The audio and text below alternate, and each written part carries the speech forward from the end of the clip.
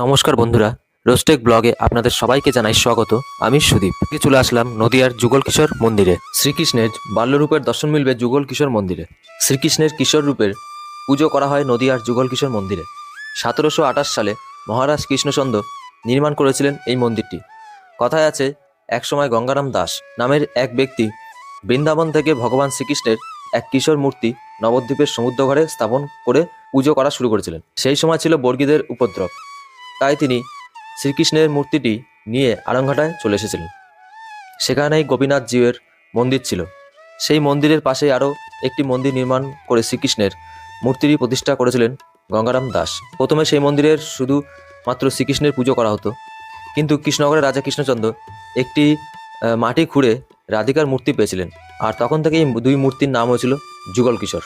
সেই মূর্তিটিকে শ্রীকৃষ্ণের কিশোর মূর্তির পাশে প্রতিষ্ঠা করে তাদের দুজনকে পুজো করা হয়। এখন এই মন্দিরে ভগবান শ্রীকৃষ্ণ ও রাধিকার মূর্তি ছাড়াও আরও মূর্তি পূজিত হয়, যার মধ্যে রয়েছে কালাচাঁদ, গোপীনাথ, শ্যামচাঁদ, রাধাবল্লভ, গোপীবল্লভ, শালগ্রাম শিলা, বলরাম, রেবতী, সাক্ষী গোপাল, বালগোপালের মূর্তি। মন্দিরের পিছনে আপনারা একটি ছোট্ট গোশালাও দেখতে পারবেন। ভক্তদের দর্শনের জন্য মন্দিরটি প্রত্যেক দিনই খোলা থাকে। এই মন্দিরের দেওয়ালে দেখা মিলবে সুন্দর পঙ্ক অলঙ্কারের কাজ। মন্দিরের শ্রীকৃষ্ণ মূর্তিটি কষ্টি পাথর দ্বারা নির্মিত। মন্দিরে রয়েছে 5টি খিলান। মন্দিরের পাশেই আছে প্রায় 300 বছর পুরনো একটি বকুল গাছ। এটি সিদ্ধ বকুল নামে পরিচিত। একসময় শ্রীকৃষ্ণ ও রাধিকার বিগ্রহটির মিলন হয়েছিল এই বকুল গাছের তলায়, এটি মনে করা হয়। তাই গাছটি শ্রীকৃষ্ণ ভক্তদের কাছে খুবই গুরুত্বপূর্ণ। ষষ্ঠী পুজোর দিন বহু মহিলা এখানে আসেন পুজো দেওয়ার জন্য।